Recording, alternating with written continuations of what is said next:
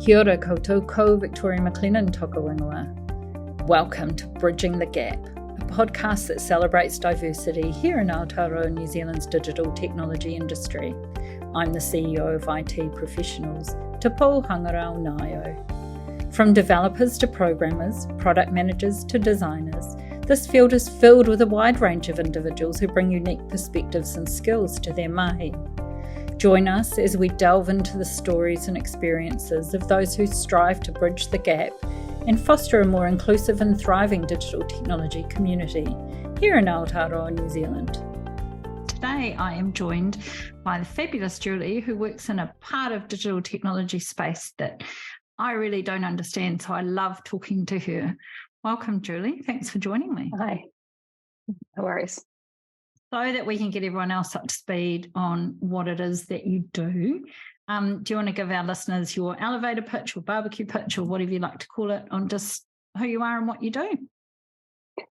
Sure. Okay, so I currently work as the Contracts and Portfolio Manager for Wellington Univentures. It's probably easiest to explain that role by explaining Wellington Univentures. We're what they call a technology transfer company within Victoria University of Wellington.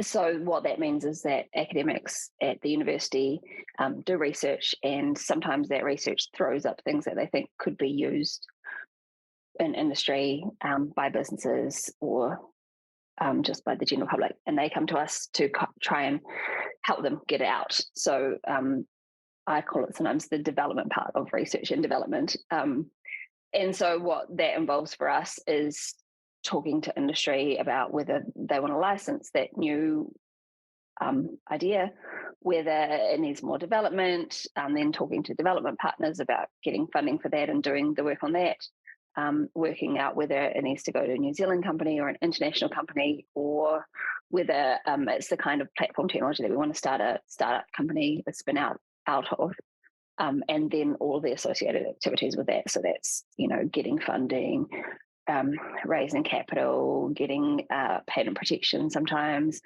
sorting out contracts, and starting spin outs and getting plans and things like that. And what I do in that is I'm the portfolio manager, so I look after our spin out companies and our shareholdings, but I'm also the contracts manager, so I work with any relationships that we have to do in terms of that, in terms of working with other universities or other research organizations or funders or investors or just supply agreements to get things done. And before you landed here, I remember I first met you when you were focused. I was in the software as a service startup space, and you were much more focused in the IP protection and how to educate new companies around even acknowledging that they have IP to protect. That was kind of where you came from in this journey. Yeah, so I did electronics at university, so that was physics and computer science. And then I came out of that and thought, I don't want to do physics or computer science anymore. So I was applying for all the jobs. And I ended up as a graduate role as a patent attorney. And patent attorneys generally have science backgrounds because they need to be able to understand people's inventions and describe them, but also are good writers and communicators. And then you do kind of an apprenticeship. So I do 3 years under a working patent attorney and also pass some exams. The law has changed a little bit from back when I did it. So these days there's more courses that you can get at universities in New Zealand and Australia, but you still generally work while you're doing that. And so, I trained after my science degree as a patent attorney in electronics and software. And then, I did an OE and I came back and I worked at what's now MB in the Intellectual Property Office, checking people's patents to see whether they'd fulfilled the legal requirements. And then I worked at what is now Wellington Univentures as the IP manager.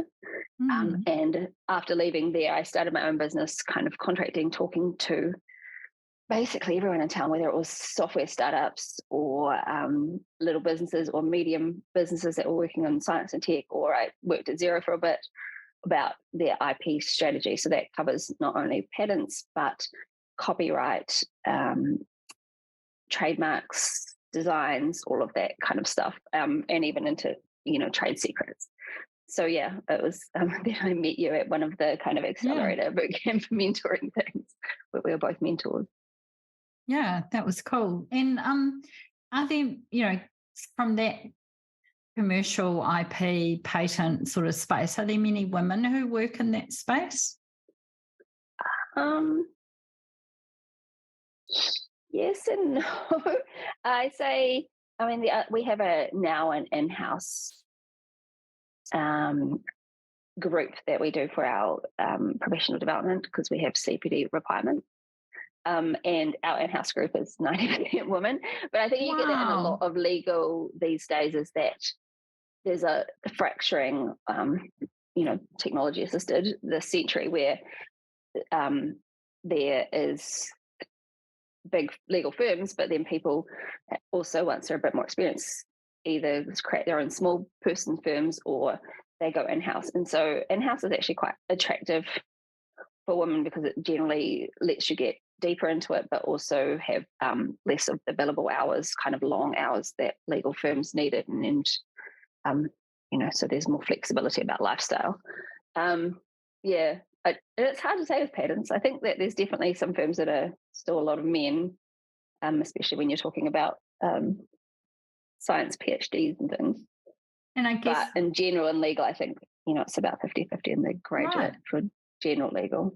Which is really interesting because in STEM, generally, science, technology, engineering, mathematics, there's still predominantly more men, right? And STEM careers, engineering, architects, all of those kind of careers. So it's really cool that in the legal side that that it is more attractive for women. I'm really impressed. Yeah, I think in the legal firms it'd probably still definitely, not be quite 50-50 in terms of patents specifically, but in terms of other legal. At Wellington Uni Ventures, we've got 2 female patent attorneys. In Auckland, they have about a couple of legal people and things like that. And the head of IP at Xero is a woman, and same with the head of Icon. So cool. Very cool. Thank you for sharing that insight.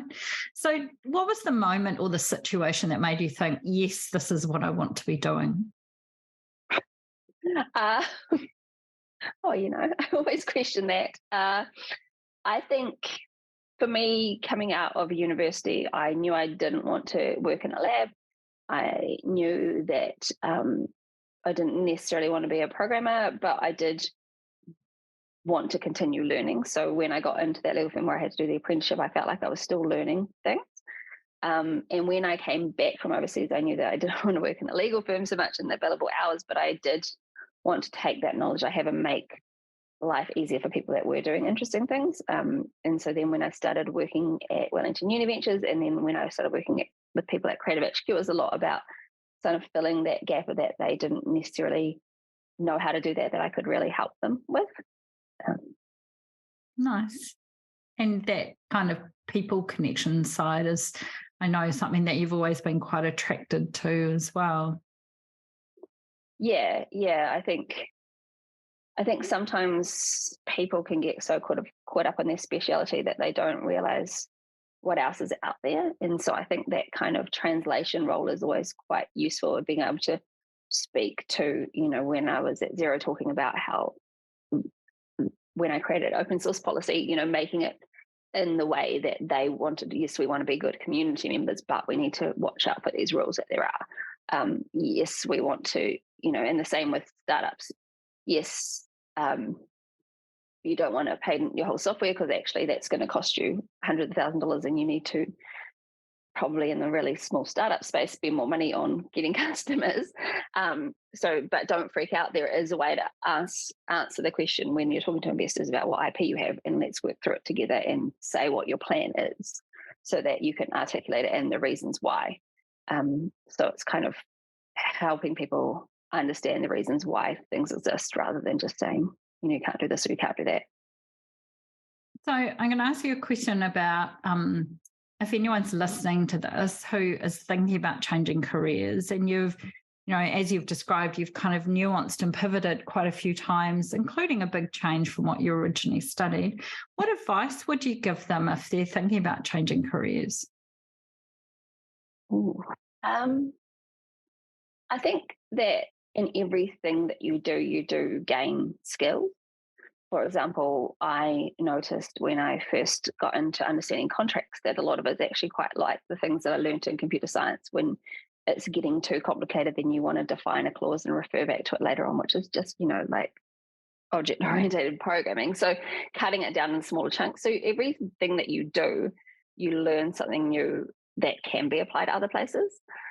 So, for example, when I was at uni, one thing I learned is that I didn't necessarily want to make a career in a number of areas, but I was really good at writing and communicating and talking to people and understanding everyone's needs. And so when it came to group projects and stuff, I was really useful to people, even if I didn't want to spend hours programming, because I knew all the people in our class that we should get together in a group, and I could do the organization and the strategy stuff.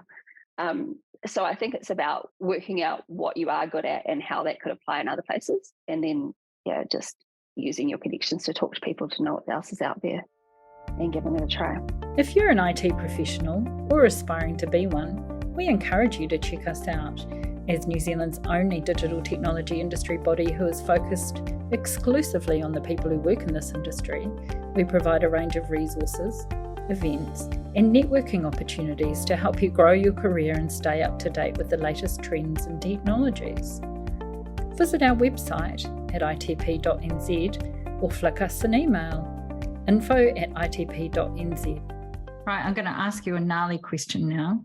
If you could invent something to solve a wicked problem, what wicked problem would you want to solve? And you don't need to tell me what the invention would be. Just what wicked problem do you think you'd want to solve? I don't know. I think the hardest problems, like when I've been working in startups and things and everyone's trying to solve, the problem that appears to them, I think the hardest problems that we have, especially in New Zealand, are the ones that aren't necessarily a business. It's fixing healthcare systems and fixing education and things where people don't want to spend money, but they're socialized good, so it's for everyone. So I think that's the hard thing I think those are the hard problems that it's, how do you fix them? How do you get consensus to move forward or even make small changes in the things where there is no obvious, capitalism gain, the education, the healthcare, the social welfare. And you haven't mentioned the one I thought you might mention that I know you're passionate about, and that is improving transport. And is there I know that you're really interested in how we improve our transport routes and how we have less cars on the road and things. Is there any technology or changes or things that are emerging in that space that have caught your eye lately that you think, that's going to be for us in Aotearoa New Zealand in the future? I mean, I think that's, again, one of those things I looked more into. When I did a master's in law at the University of Melbourne, I finished in 2020, but it was 5 years before that.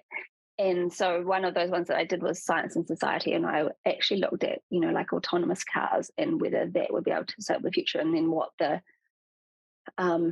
ethical implications would be and what we need to know as a society and that kind of autonomous lawmaking and where it could go. And what I found out is that one of the biggest challenges that we have on our roads is not necessarily, solved by technology, having autonomous cars. It could be sort of, in that, maybe if there's autonomous cars, we need less cars. But actually the biggest problem that we have is when we deregulated in the late 80s, then cars became cheap. And, when our parents were kids, or when I was a kid, there was just less cars. And so everything was more efficient. And now, instead of having one car per household or slightly less, everyone has two or three. And so then it's, where do we store that? We store it on the roads, which makes all the roads feel narrower. And then, all the cars have got bigger, which also makes the roads feel narrower. And then when we want to, put in a tram or a light rail or a bike, everyone gets freaked out because the roads feel so narrow and squished already. But the fundamental issue is that there was actually too many cars. And so again, it's about, it's all, again, that kind of change management. How do you show people what the real problem is? It's not that it's too narrow and that people want to ride bikes. It's that the cars have got slowly bigger and they've got more and more and more. and we need to start to undo that without people feeling that kind of loss aversion, which we do have. Don't take away my house. I'm just going to stop for 2 seconds because my earbuds are doing what they were doing before. Hold on. Oh, no.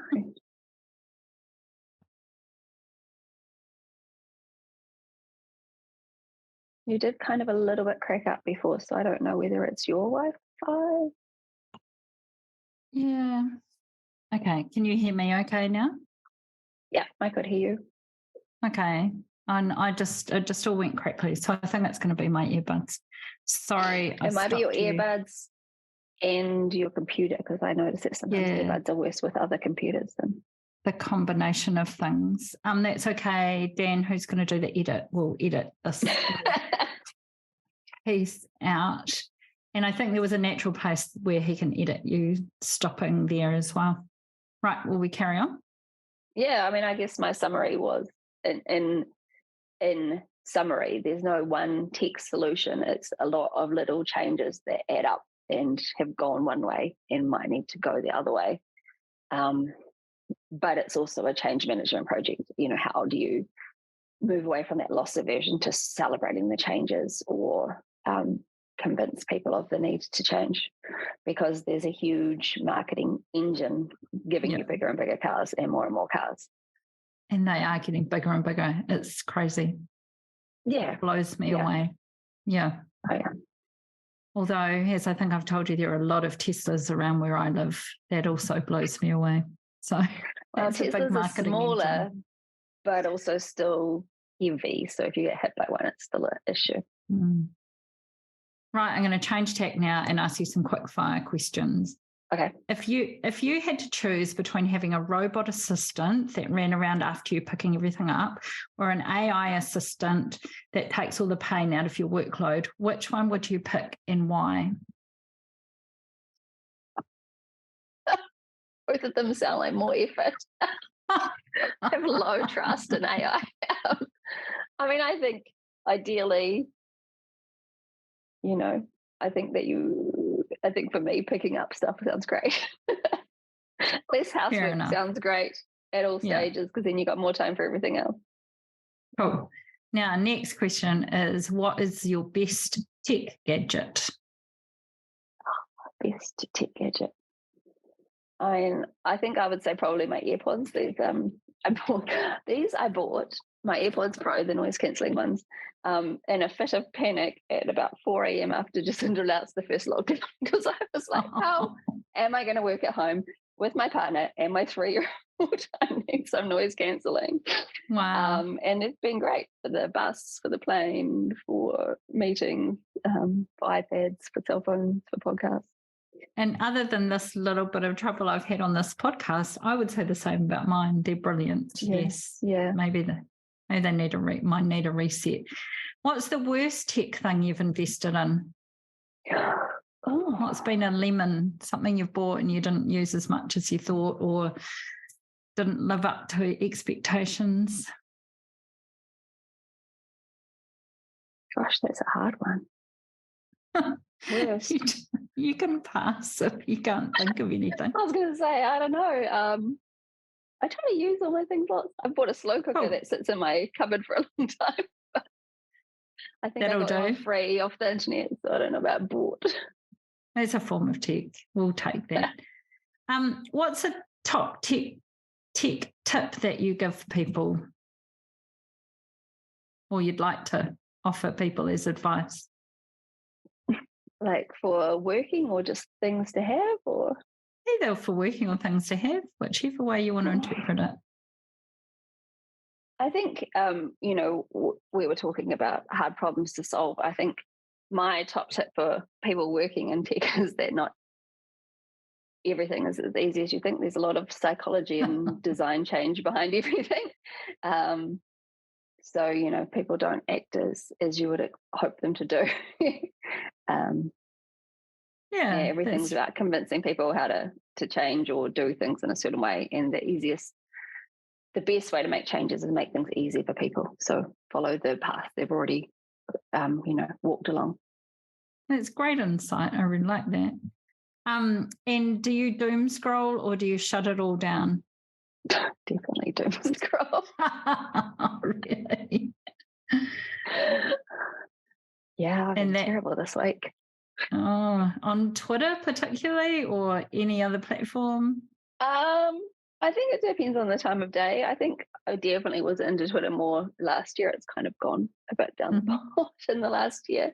I was just thinking when you talk about doom scrollers this week, I have been sleeping poorly. I don't know if it's just the rain or what, but I've been being very tired at about 8:30, and then at 9:30 I'm like, okay, I'm going to bed, and then I will just look at my phone on, Instagram recommends random videos of some Americans cooking something or dancing to something. So yeah. For me, it's but we've got a long weekend coming travel. Yeah, it's travel videos that I keep getting recommended because I'm about to go on holiday, and so. Oh, nice. But it is very doom scrolly because you just keep watching more and more and more. Well, especially in Instagram, I guess it's the same as TikTok. I've purposely not signed up for TikTok because I feel like that would be a suck. It's just they're a minute or 30 seconds, so then you can just go to the next one. They go to the next one. And then 20 minutes later, it's like, oh my God, I wasn't going to do that. Yeah. Yeah. Okay. My last question, what makes you happy? My family. Nice. I think we did a lot of values at work this year, and one thing that everyone said I know is that my family is I have a large family. So my immediate family, but also my extended family. Yeah. I just went to my cousin's 40th in Auckland last weekend for just the night. So nice. It's good to see people. I love it. And I love hearing that that's what makes you happy. That's awesome. And a great way to end this. Thank you so much for your time. That was really, really insightful. And I think people enjoyed listening to your story.